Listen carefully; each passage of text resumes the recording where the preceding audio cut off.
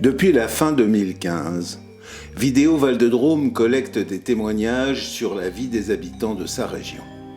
À de nombreuses reprises, nous avons rencontré des acteurs de la résistance ou des témoins des semaines difficiles qui précèdent la libération fin juillet 1944.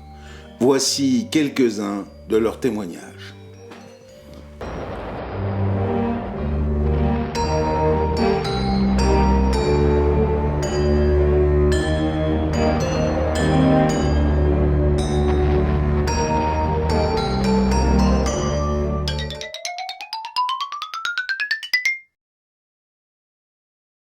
On voulait que la France reste la France, voilà. On était profondément français dans l'âme. On était tous prêts, sans savoir exactement ce que ça représentait, mais prêts à donner sa vie pour la France, je crois. Les premières radios du coin ont été ici. Et, en gros, ceux qui ont fait la relation avec la résistance, ça a été mon grand-père et Louis Bouvier de Boussonnel.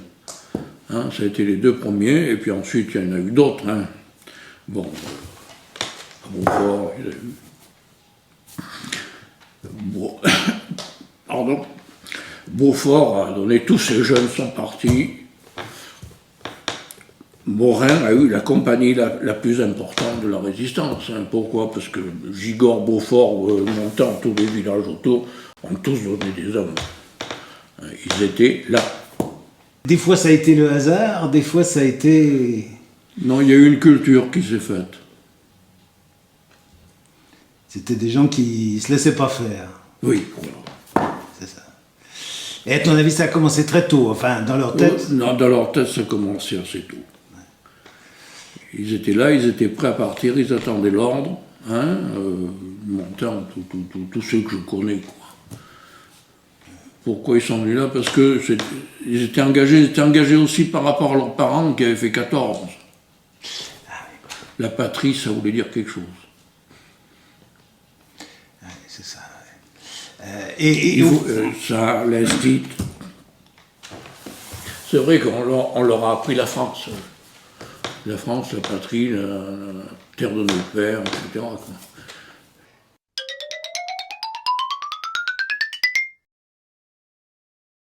On est d'abord, premièrement, on est d'une famille musulmane, une famille juive, on est juifs, etc. Il est évident que je n'étais pas d'une famille de droite. Par conséquent, il y avait déjà cet engagement très, très calme, très lent, parce que bon, c'était pas une révolution.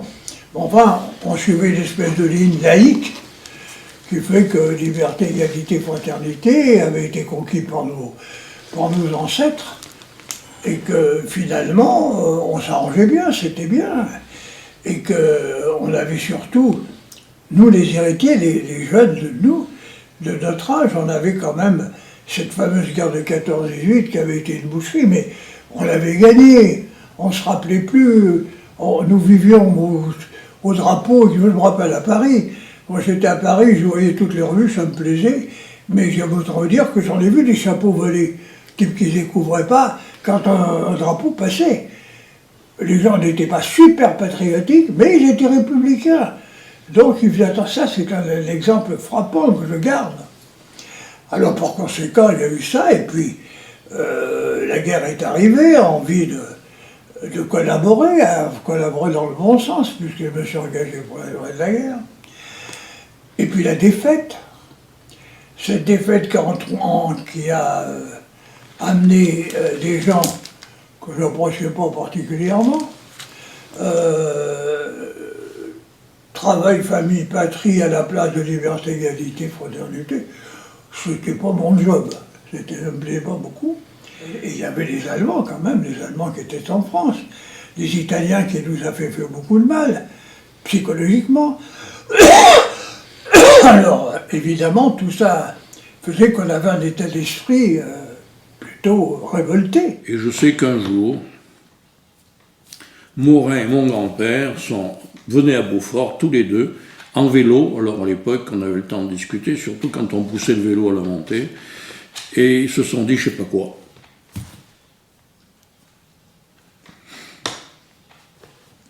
Et je sais que Bourrin, ce jour-là, ils sont tombés d'accord.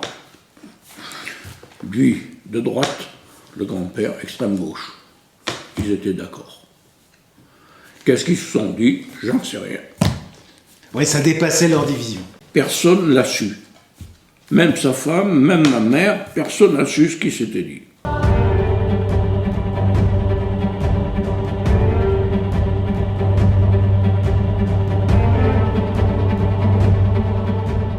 Dans les années 41, 42, on a commencé à parler résistance. Monsieur François, Pierre François, le père, qui est âgé, qui avait fait la guerre de 14, était une personne qui arrivait des Ardennes et qui avait été chassée en 1914 des Ardennes et qui avait fait la guerre de 14 et qui se trouvait à Cré. Donc il y avait déjà une haine contre les Allemands qui l'avait fait changer de région, qui était atterri à Cré. Et donc, on a commencé au basket à parler un peu de résistance.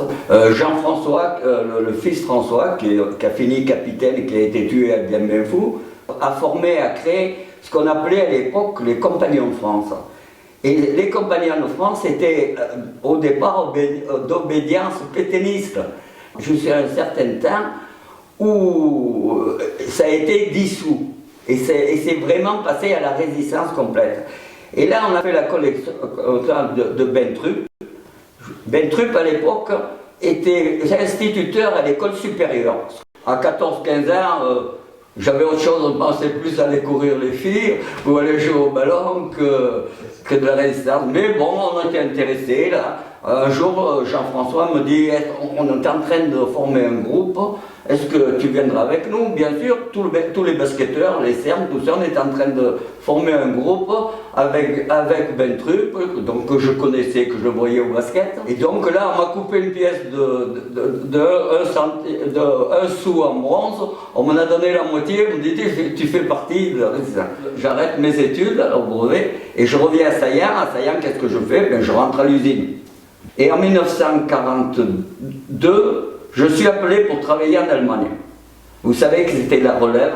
Donc avant moi, deux camarades de l'usine étaient partis. Il n'était pas question pour moi, ni pour mon père, que j'allais en Allemagne. Donc je suis allé me camoufler dans une ferme, à Vacher-en-Ken, dans une ferme comme ouvrier. Alors là, on travaillait et on était nourris au cocher. Jusqu'au 6 juin. Et le 6 juin, Jean-François appelle mon père et il dit, Jeannot, on peut descendre. Et donc j'ai réglé mes affaires là-haut, dans la ferme. Je travaillais pour une femme dont le fils était prisonnier. On était deux appelés pour l'Allemagne qui travaillaient gratuitement mais qui étaient nourris. Et donc j'ai liquidé mes affaires là-haut, je lui ai aidé à finir ce qu'on avait entrinqué. Et j'ai rejoint la compagnie Bentrup à Bonavé. Est-ce que vous, avant d'entrer dans la compagnie Bentrup, vous avez vu des Allemands? C'est-à-dire, vous vous êtes rendu compte physiquement qu'ils étaient là, quoi? À Valence, il y avait des Allemands en occupation, mais à Cré, à Saillant ou ailleurs, ou à Die, on les voyait passer. On les voyait passer. Mais nous, ce qu'on avait eu, c'est qu'ici, dans le Diois, c'est qu'il y avait le fameux train qui avait sauté à Ponté, le déraillement du train de Ponté. Donc, et puis après le déraillement du train de Ponté, il y a eu la rafle. La rafle, donc on connaissait des jeunes, moi je connaissais des jeunes qui ont été raflés dans la rafle.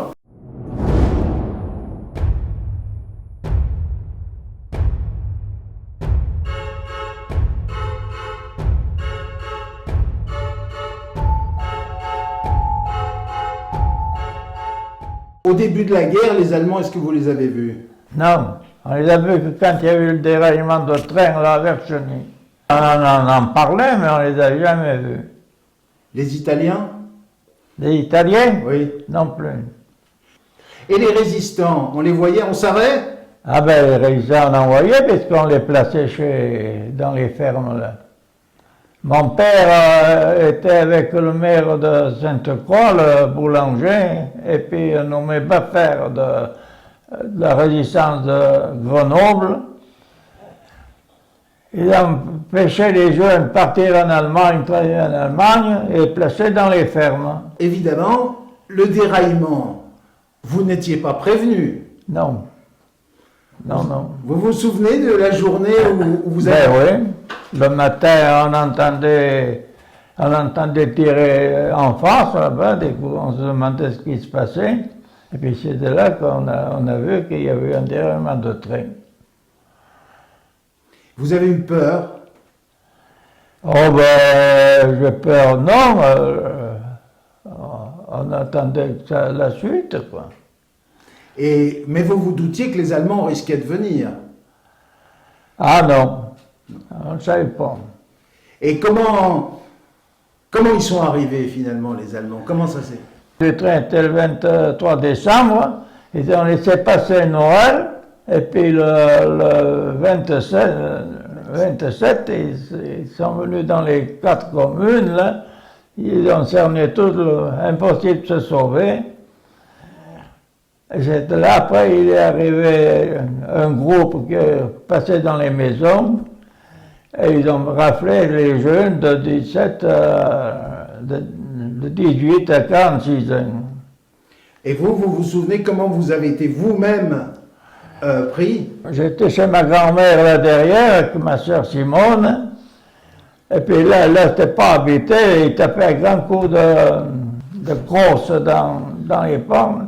Alors ma grand-mère pleurait, ma soeur aussi. Alors je ne savais plus que faire, moi. Alors je suis été voir mon voisin, M. Henri Magnan, qui avait fait la guerre de 14-18. Puis je pousse la porte, je lui dis, les Allemands sont là. Il y en avait 2 derrière. Alors, il y en a un qui est resté pour prendre le gendre, hein, puis l'autre m'a accompagné pour prendre un bout de pain, un manteau. Donc vous êtes parti avec rien sur vous, quoi? Oui, oui. On n'avait rien. Vous n'aviez rien fait? Ah non. Dans... J'ai été arrêté parce que mon père plaçait les jeunes partir en Allemagne, les empêchait de partir en Allemagne et les plaçait dans les fermes. Donc vous pensez que lorsqu'ils vous ont arrêté, c'est parce qu'ils savaient quand même que dans votre famille, on avait des choses à se reprocher? Oui. Est-ce que vous pensez qu'il y a pu y avoir des dénonciations?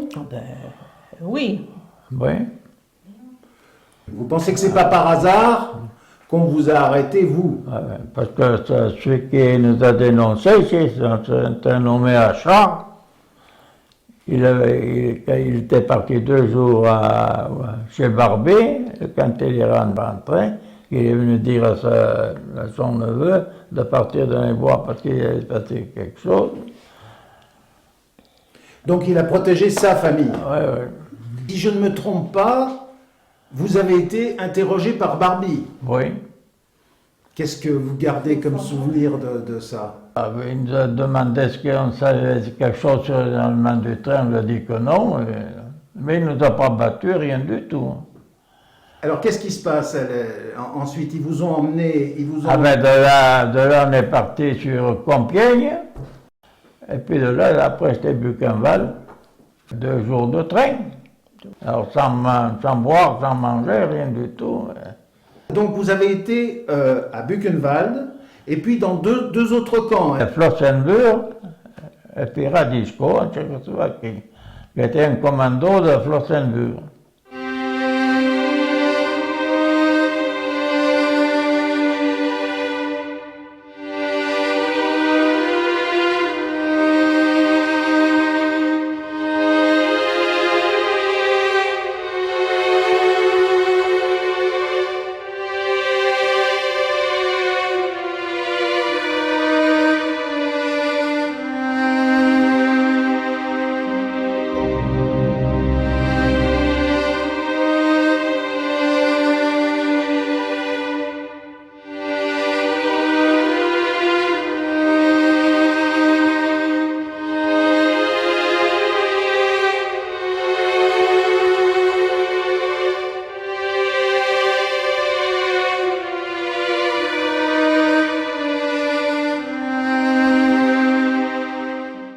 le 17 mars 1944, vous arrivez à Radichko. Oui. Qui, d'ailleurs, c'est une île, hein? Oui. Il y avait un espoir de s'échapper? Non. Non, non. Vous Il avez- fallait traverser la Moldo à la nage. Il fallait être bon. Ah, Il fallait être bon. Vous y faisiez quoi? Ah ben, moi, je faisais de la maçonnerie, de terrassement. Vous étiez logé où? Ben, on était dans un bloc. À Radichko, il y avait 2 blocs. On était 800 déportés. On n'était pas nombreux, de toutes nationalités. On n'avait rien à manger. Hein. Le matin, on avait une petite tranche de pain comme ça, épais comme ça, avec un bout de saucisson, une rondelle de saucisson. À midi, on avait 1 litre de soupe où il y avait 4 rutabagas qui flottaient dessus. Puis le soir, on avait la boule à 5. Alors c'était une boule de, je me rappelle bien, elle faisait 500 grammes, on était à 5. On était toujours en train de se retourner voir s'il y avait personne pour nous taper dessus. Hein. Car ça arrivait souvent. Ah ouais. Vous avez été témoin de beaucoup de décès. Ah oui.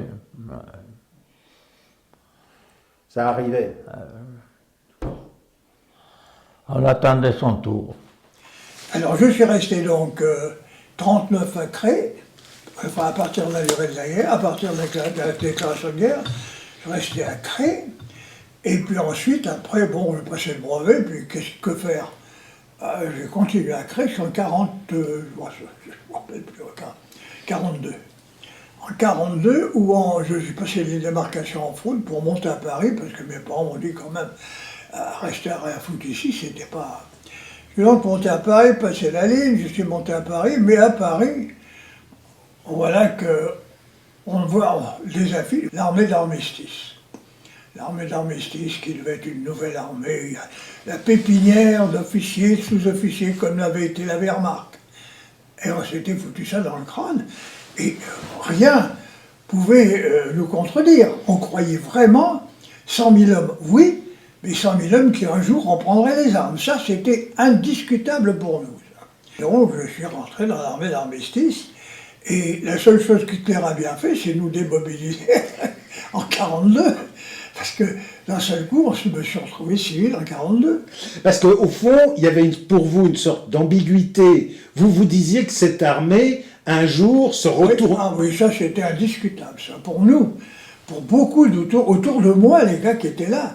D'ailleurs, c'est si vrai qu'au départ du gouvernement Pétain, vous savez comme moi, on se disait « Oh, mais il y a un accord entre De Gaulle et Pétain ». Ça n'a pas duré, mais ça courait. Personne ne pouvait croire comment ça allait se passer. Tout le monde croyait qu'il y avait un accord tacite. Ça a commencé à foirer à Versailles-Kébert. Là, ça a foiré indiscutablement. Mais au départ, ouais, on remettra ça, c'est sûr. Hein, bon. Alors, en quelque sorte, dans notre folie de gamin, on disait on sera prêt. On se voyait déjà avec les galons dire oh, nous, on va mobiliser les gars, on va y aller. Mais bon, on n'y est allé rien du tout, parce que l'armée d'armistice, c'était la pauvre armée comme il y avait avant, les mêmes conneries. C'était pareil. Les héros, les types ils partaient en Afrique du Nord, autre part, mais ceux qui restaient, c'était des pauvres juteux. Enfin bref, je ne reviens pas sur la chose. Et donc, à ce moment-là, j'ai été démobilisé, j'étais à Vichy, quand j'étais démobilisé. Mais là encore, c'était bien joli, on était en demi-solde. Mais que faire? Je suis remonté à Paris, je suis rentré au chemin de fer, où je suis resté un petit bout de temps, et puis à la case 43 STO. Et à une semaine près, feuille de rappel de l'armée pour servir ou dans les postes de guet, où ils avaient eu idée, ça n'a pas été très concrétisé, mais quand même, de faire l'accompagnement des trains allemands par des Français. Alors, inutile de vous dire, j'ai pris le sac et j'ai foutu le camp, j'ai dit maintenant je me tire.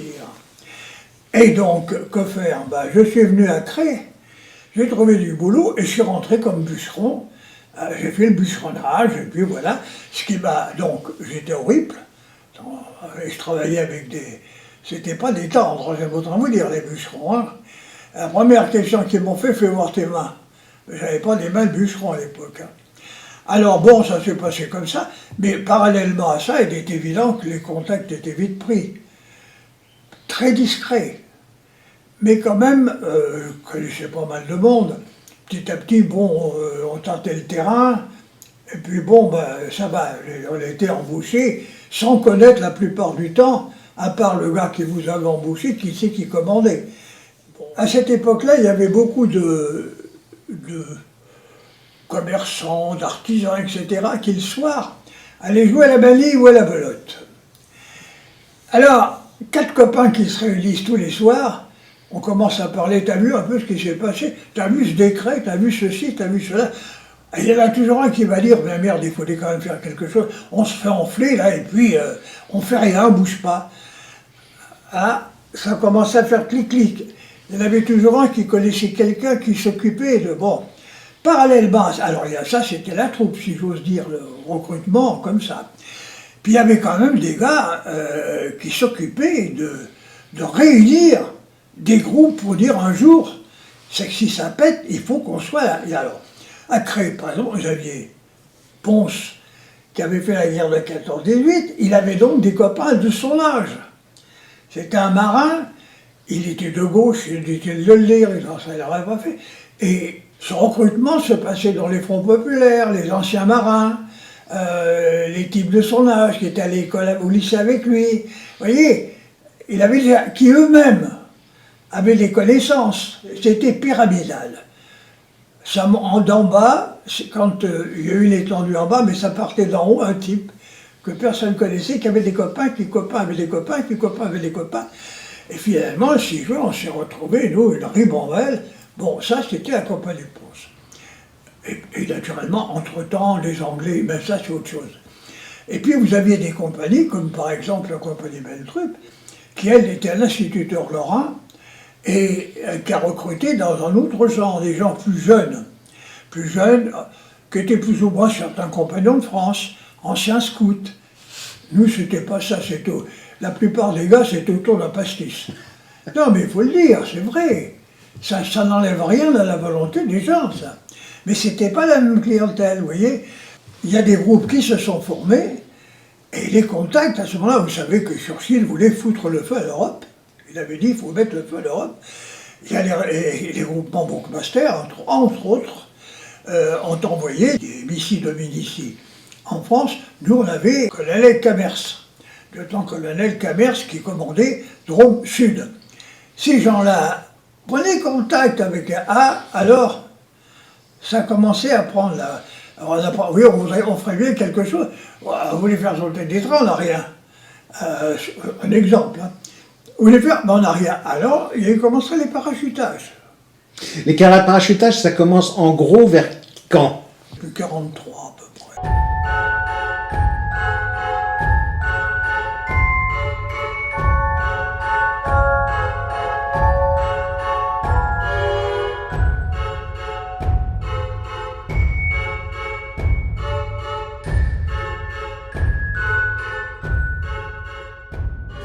Donc elle était une petite main dans le système, quoi. Oui, jusqu'au moment où elle a été, donc il y a eu les événements de 44 à Beaufort, là, le bombardement du village, la milice et tout.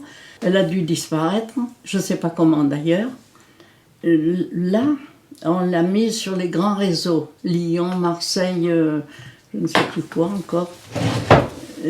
Sur les grands réseaux où elle passait plus inconnue que par là, bien sûr.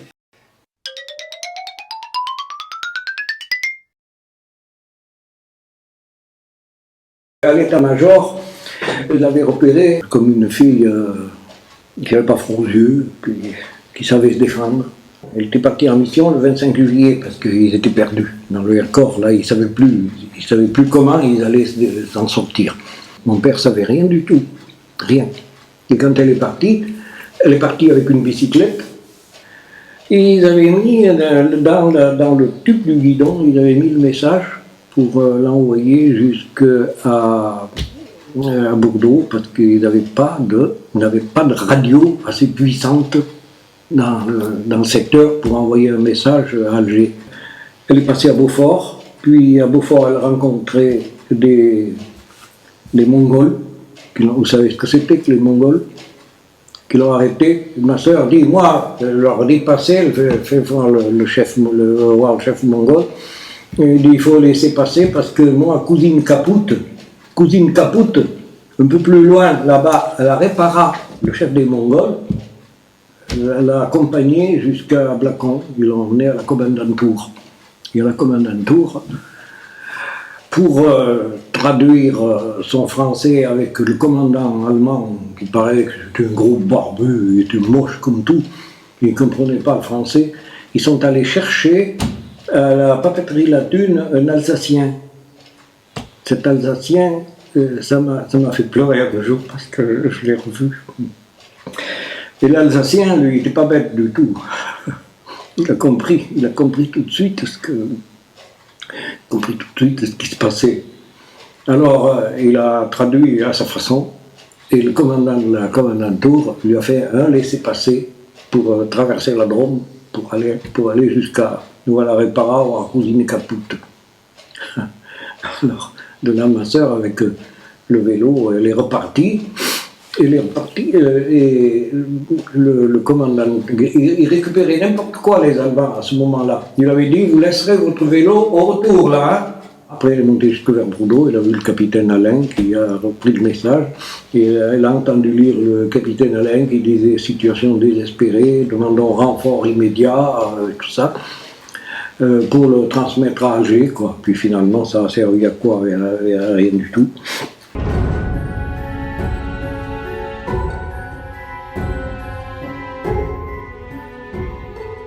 À ce moment-là, mon père a dit, c'est terminé, on ne peut plus, et non seulement ça, mais il faut nous séparer. La séparation est volontaire, c'est un calcul de votre père.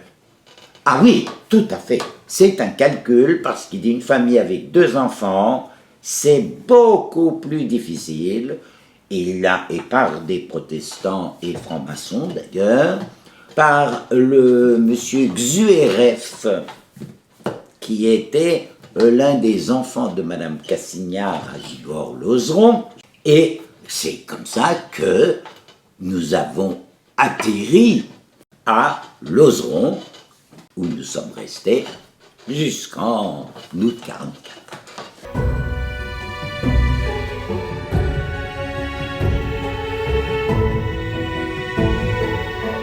En 1943, on avait déjà vécu l'incursion des GMR et des miliciens à Amblaise, qui avaient capturé un cousin à Amblaise, qui était maire d'Amblaise, et puis qu'il a été déporté au fort Montluc à Lyon.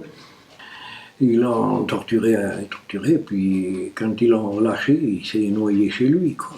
Et puis à ce moment-là, ils avaient pris le facteur Isinjar d'Amblaise, et puis ils l'ont torturé à Vassieux, ils l'ont brûlé sur une... Ça, on était au courant de tout, quoi. On vivait ça. La milice et les GMR, je ne les ai pas vus. Les Allemands, quand ils sont venus, je ne les ai pas vus non plus. On a commencé à les entendre venir par des coups de feu qui tiraient par la montagne. Et en passant, ils ont incendié une vieille maison au col de la Condamine. Ils ont après incendié le quartier du Grandjon. Après, ils ont incendié l'école.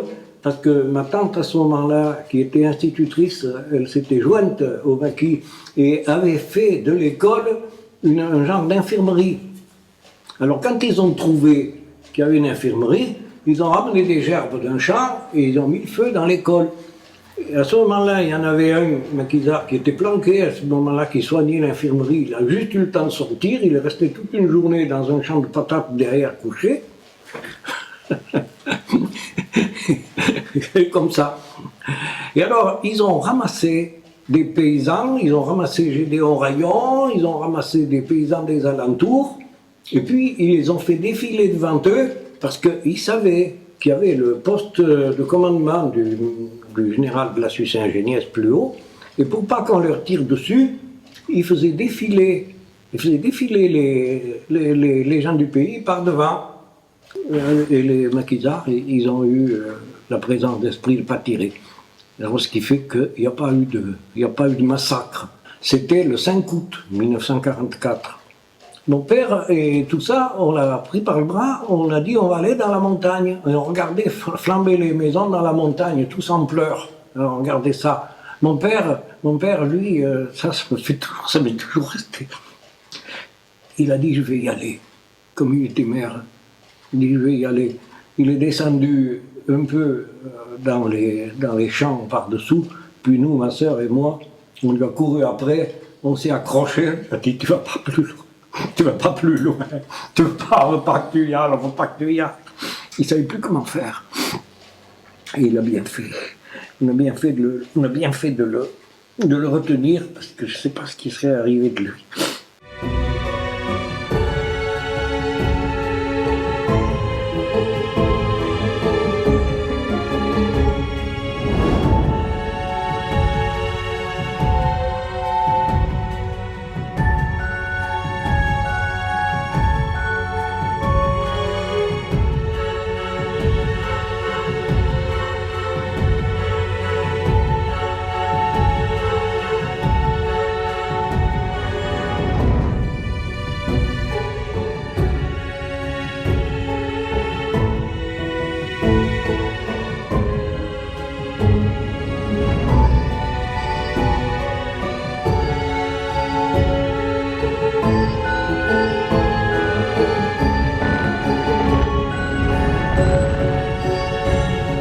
Action, ça a été quand même quand les Anglais s'en sont vraiment mêlés, parce qu'on avait plus d'armes quand même. Quand on était réseau anglais, on avait un peu plus d'armes que les autres.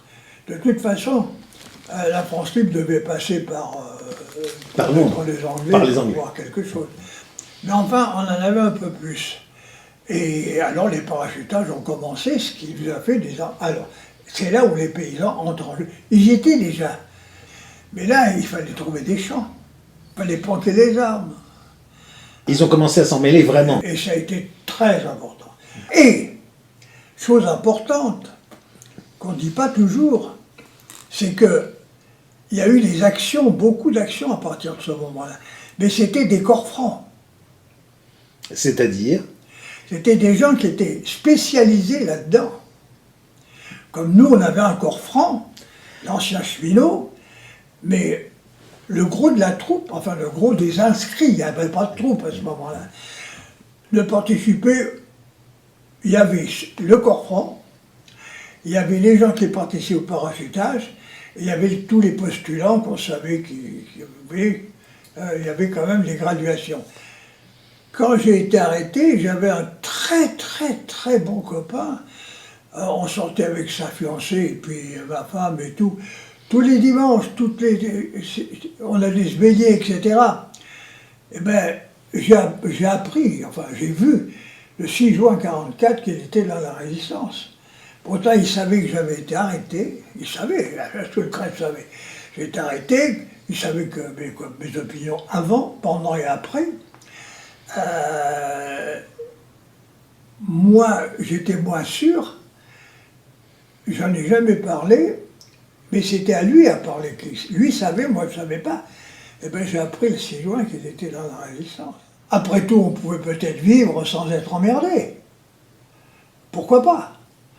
Ben, il fallait quand même faire attention, hein. Il ne fallait pas se trouver à l'endroit où il ne fallait pas. Mais est-ce que vous aviez le sentiment que la population, de façon diffuse, vous était plutôt favorable? Non, il fallait la fermer. Il fallait la fermer. Il ne fallait pas raconter qu'on était... Les gens le sentaient, le savaient, parce que si vous voyez un type de la ville dans une ferme, dans un cycle de ferme, ils n'étaient pas dingues. Hein. Ils le savaient, ils le devinaient. Chose qu'on ne voit plus maintenant, quand à cette époque-là, dans les trains, on était contrôlé, mais à la sortie des gares, comme à Valence, il y avait une guérite où il y avait un employé qui vous ramassait le billet. Mais là, il y avait toujours des miliciens, le contrôle de sale gueule. Hein. On risquait le manque de peau. Le manque de peau, et puis alors, se trouver un endroit où il ne fallait pas. Est-ce que vous avez eu la pétoche? On vivait avec. On vivait avec notre temps. On courait les filles. On dansait pas, il n'y avait pas de bal, sauf les clandestins, mais enfin bon. On lisait, on écoutait la radio. On se marrait des fois bien. On avait 20 ans. À 20 ans, on ne voit pas les choses de la même façon. T'embrasses une fille, tu te fous du reste. Seulement, petit à petit, ça va se serrer, tout ça. Carte d'alimentation, contrôle des jeunesses, les cartes de travail. Alors, il est évident qu'on va passer d'un pays libéral à un pays dictature, quoi. Il faut faire attention à tout.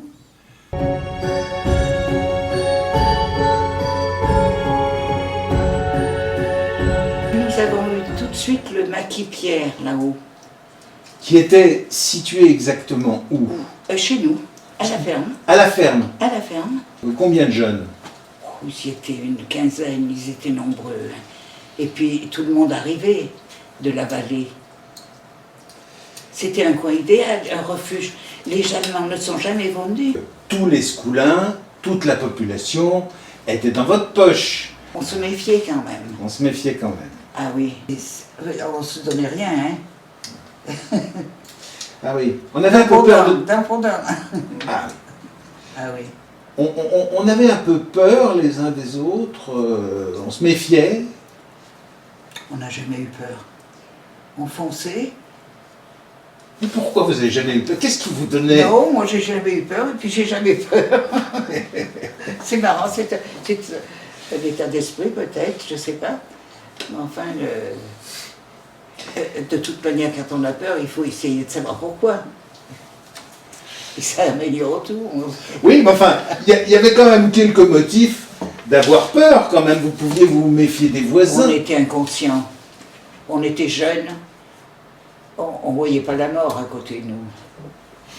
Pas du tout. Oui, la gendarmerie de Saillant a été formidable. Chaque fois qu'il y avait une enquête à faire, il m'avertissait la veille. Madame Caillé, nous montons demain. Hein? Alors tous les maquis... Ils disparaissaient. Disparaissaient.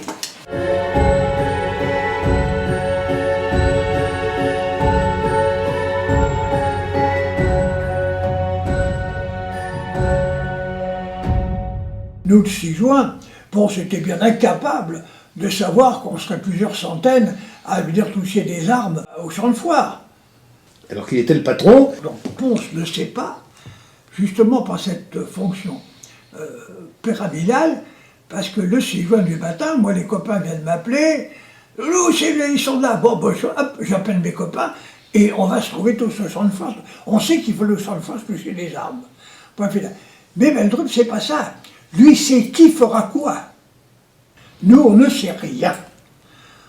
Nous, on va trouver des mecs de 40 ans, 50 ans, c'est pas tout de suite.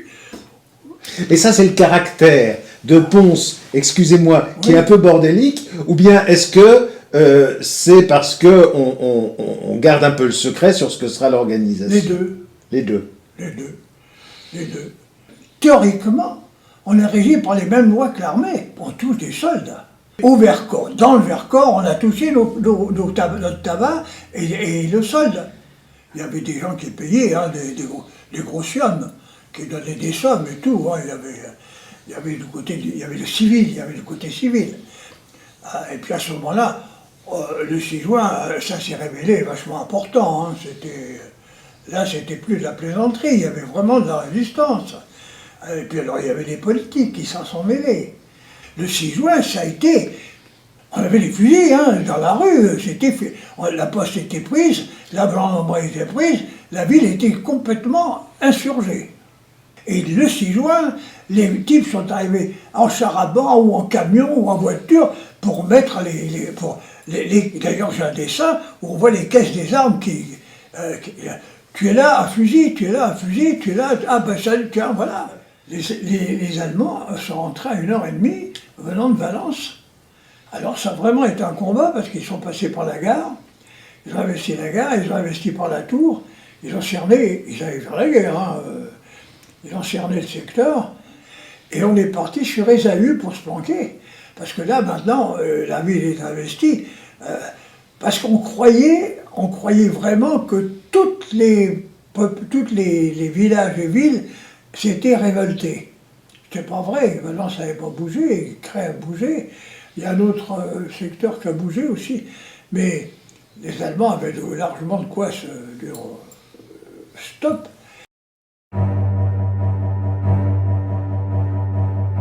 Dans nos campagnes, la guerre, on s'en est pas vraiment rendu compte. On a toujours mangé, on a toujours...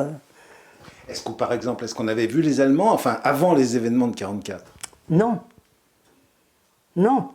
On savait que les Allemands existaient, mais je ne les avais jamais vraiment vus, rencontrés, non. La première fois que j'ai vu des Allemands, c'est quand ils sont arrivés à Espenel. Est-ce qu'on voyait des résistants? Oui, bien sûr, puisque dans le village d'Espenel, il y avait un camp de résistants qui existait à Espenel, qui était dans un endroit qui s'appelait Le Comte, juste au-dessus de la ferme où mon oncle habitait, mon oncle et ma tante, donc ma propre famille. Les résistants, ils étaient juste là au-dessus, dans une grosse ferme où ils étaient tous, quoi. Je les voyais. Est-ce que je réalisais que c'était des résistants? Est-ce que je savais vraiment qu'ils étaient là pour défendre la France, la défendre, ou bon, c'est un bien grand mot, hein.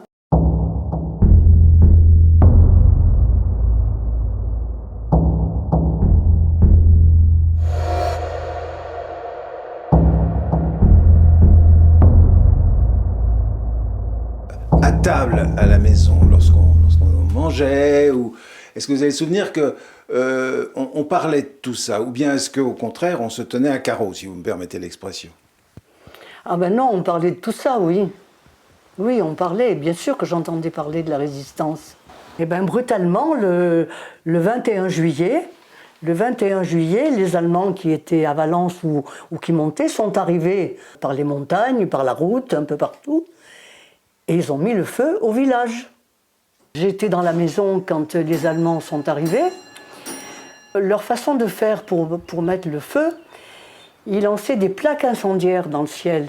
Ça faisait comme un cercle, et quand ça tombait, ça faisait comme une bombe ou comme un pétard, pouf, et ça mettait le feu. Quand ma maison a brûlé, moi, il y avait déjà d'autres maisons qui avaient brûlé. Il y avait une cabane qui était en dessous du village, qui brûlait. Moi, j'étais encore dans la maison avec maman, ma grand-mère. On était encore là. Et la maison brûlait, la cabane brûlait. Donc, les Allemands étaient là. Donc, maman a dit, il faut qu'on parte. Et on a traversé le village. On est arrivé sur une partie du village qui s'appelle le Collet. À ce moment-là, il y avait un avion qui mitraillait. On a juste eu le temps de rentrer dans une remise, qui existe encore d'ailleurs, de rentrer à l'intérieur. J'étais avec maman, ma grand-mère, mon petit copain de mon âge qui avait 8 ans, moi j'avais 10 ans, et la maman de mon copain, Marguerite, qui était une amie à maman. On était là-dessous, et nous voilà en train de réciter notre Père, je vous salue Marie. Et pendant ce temps, sur le toit, l'avion mitraillait pendant 1 heure. Les balles roulaient sur le toit. C'était infernal. Et voilà. Et est-ce que j'avais peur? Je ne sais pas, on ne réalisait pas. Mais on a assisté à ça, l'avion mitraillait. Et là, on est reparti sur la route pour aller à Barboux. C'était un endroit où il y avait une cabane aussi, où beaucoup de gens du village s'étaient réfugiés. Alors qu'on est allé dans cette cabane, on a récupéré ma grand-mère, on est allé dans cette cabane, et là on a attendu longtemps, on a même dormi là. Mais de cette cabane, moi j'ai vu la fumée du village. Tout le monde disait, le village brûle, le village brûle.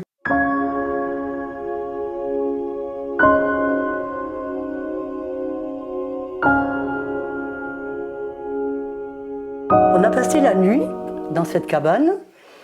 On était nombreux, on était nombreux, quoi. Et le lendemain, maman a dit, il faut qu'on aille dans une autre cabane. On va marcher toute la journée, on va mettre longtemps pour arriver aux Pérouses, parce qu'il y avait l'avion qui mitraillait, il fallait qu'on se cache, et on marchait dans l'eau, et il pleuvait, il pleuvait, il pleuvait. Et on était tous trempés, enfin on est arrivés aux Pérouses, dans cette cabane, où il y avait de la paille. Je crois que c'est mon oncle André qui nous avait préparé des ballots de paille pour être installés confortablement, hein.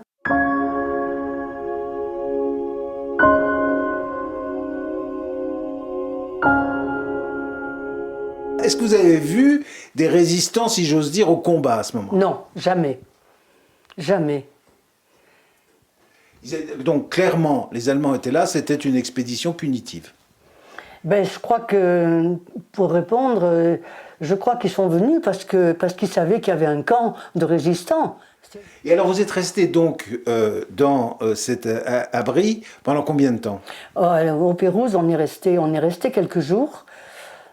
Au village, il y avait des personnes âgées, il y avait des malades. Et maman et madame Genevesse ont décidé un jour de retourner dans notre maison au village qui n'avait pas brûlé.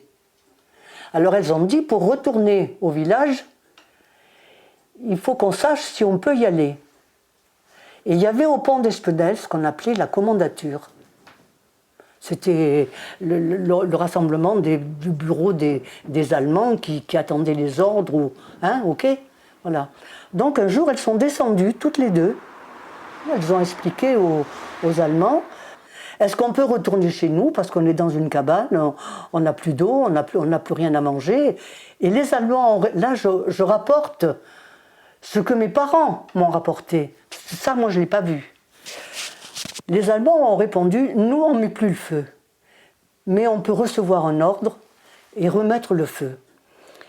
Et c'est ce qui s'est passé. On est tous arrivés à la maison, maman nous a fait manger. Et on est allé se coucher. Dans les chambres, tout le monde, il y en avait de partout. On était tous couchés dans la maison. Les Allemands, il y a eu une plaque incendiaire qui est tombée juste à côté de la maison de maman. La maison de maman était attenante à une grange à foin. Et la bombe, ou je ne sais pas comment appeler, enfin, la plaque incendiaire est tombée là, ça a mis le feu. C'était au mois de juillet. Les fenêtres étaient très grandes ouvertes. Il y avait les panneaux que ma maman avait brodés au crochet, qui brûlaient quand j'ai ouvert les yeux. La maison, elle commençait à brûler, parce que la grange à foin, ça a vite brûlé, quoi. C'était rapide. Alors tout le monde, maman a réveillé tout le monde, réveiller tout le monde était réveillé. Mais ce qu'il faut dire aussi, que dans le même temps, monsieur, dans le même temps, c'est qu'il y avait des Allemands aussi dans la maison. Vous savez ce qu'ils venaient faire, les Allemands? Là, vous allez être surpris sans doute. Ils aidaient maman à sortir les vêtements. Ils aidaient maman à sortir les vêtements qui étaient accrochés. Un matelas. Je vois un Allemand qui était en train de tirer un matelas. Maman essayait de sauver des vêtements, qui a aidé maman à sortir un matelas. Et puis nous, comme il y avait des enfants, il y avait moi, il disait plus Bambi, il cherchait, il demandait s'il n'y avait plus d'enfants aussi. Vous voyez ce côté aussi. C'est quand même fou, hein. Quand maman était descendue à la commandature, ils avaient dit qu'eux ne mettaient plus le feu, mais que d'autres qui pouvaient recevoir un ordre, mais que tous les hommes de 16 à 70 ans, tous capoutes. Alors elles étaient revenues dire à mon oncle, à mes oncles, à tous les hommes qu'il fallait partir, quoi. Et les hommes étaient partis ce jour-là dans un lieu qui s'appelait Autonil.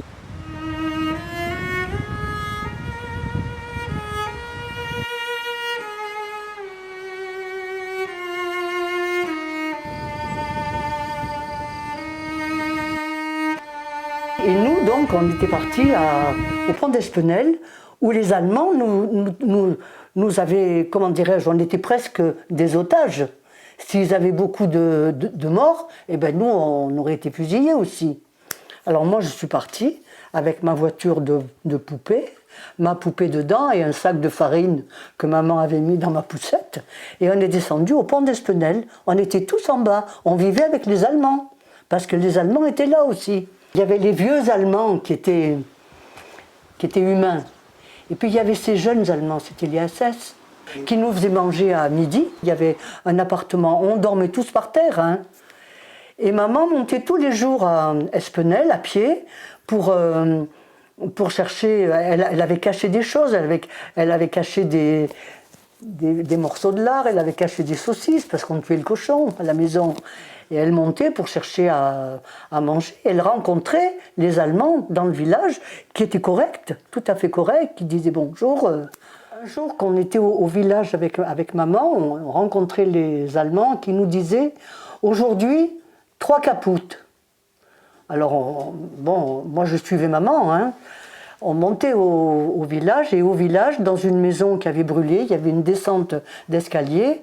Il y a maman qui dit, là, il y a quelqu'un là. Et donc on s'est avancé, on a reconnu un monsieur d'Espenel, qui avait été tué par les Allemands, qui était là. On a vu aussi en montant, au-dessus d'une route, il y avait deux jeunes résistants qui étaient morts là. C'était horrible d'ailleurs, hein. Ils avaient le crâne complètement bourré d'asticots, qui étaient morts là. On a quitté Espenel parce qu'on ne pouvait plus rester. Tout avait fini de brûler. Après, on a vécu un petit peu au pont d'Espenel, là. Et après, on est parti à Saillant, dans une maison qui appartenait à des cousins. Et à ce moment-là, il y a cette colonne allemande qui arrive, qui nous arrête. Et il y avait devant moi, comme je vous vois, il y avait un vieil Allemand avec une barbe comme ça, qui s'arrête. Je ne peux pas dire que j'avais peur, je réalisais pas, quoi. Tout le monde, toute la colonne était arrêtée, et il vient vers moi, il me prend dans ses bras, et il me serre contre lui, et je ne peux pas dire exactement ce qu'il m'a dit, mais à un mauvais français, il disait « plus la guerre, moi enfant, pas nouvelle », et il pleurait, Et puis il me repose par terre, comme ça. Puis il avait une espèce de musette dans le dos. Il défait sa musette, il la met par terre, il ouvre sa musette, il sort une boule de pain et qu'il met dans ma voiture de poupée, parce que j'avais toujours ma poupée. Moi j'avais sauvé ma poupée, moi, hein, j'allais pas la laisser. Hein. Et il me donne sa boule de pain. Et en partant, il m'embrasse encore et il part. Et ben, ça m'a marqué, vous voyez, parce que longtemps après, quand je réalisais les choses de la vie, l'Allemagne, les camps de la mort, les fours crématoires, la déportation, et que je repensais à cet Allemand, c'était un homme comme vous et moi, et qui souffrait, et qui avait sans doute fait la guerre de 14, et qui était là parce qu'il était là, mais il ne savait plus pourquoi il était là non plus. Vous comprenez ce que je veux dire? C'est quelque chose qui m'a marqué, ça. Cet Allemand qui pleurait de me voir moi, qui pensait à ses enfants. Un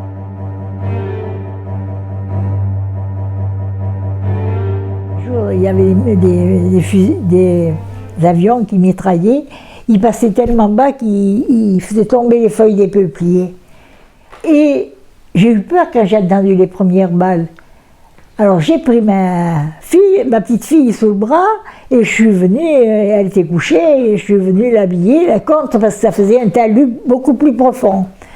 Alors, et puis je fais une bêtise, parce que s'ils m'avaient vu, ils me tiraient dessus. Et ils ont même mitraillé à Suse une maison avec des cartouches incendiaires, quoi. Ils ont incendié une maison, la maison de M. Rioufol, à Suse. Quelqu'un au Berthalet dit: les Allemands arrivent, ils ont passé le pont des Grands Chenaux et ils vont monter vers ici.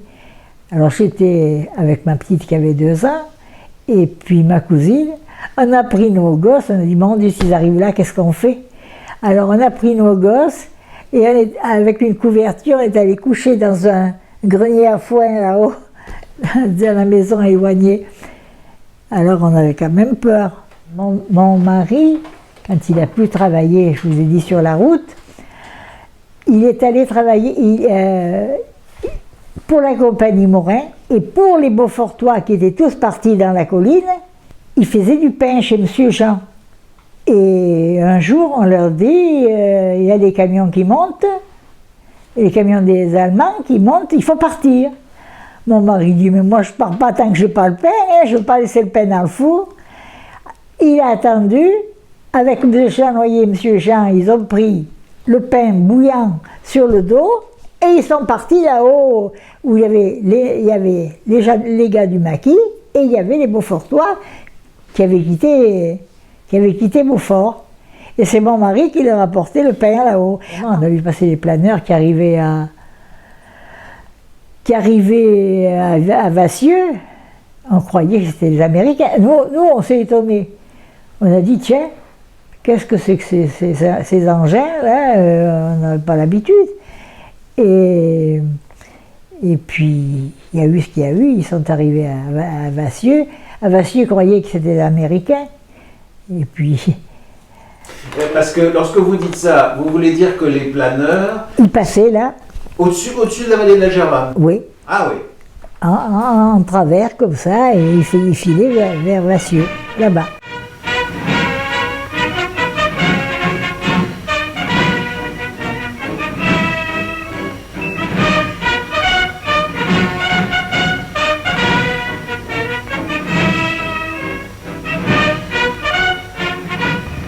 « 19 août 1944. Les voitures allemandes s'agitent. Les Allemands partent. L'armée de fer déménage à la cloche de bois. Le départ devient une rave. Des trains de camions descendent les Champs-Élysées, chargés d'hommes et de matériel. On disait autrefois, ils nous prennent tout. Bientôt on dira, ils nous ont tout pris.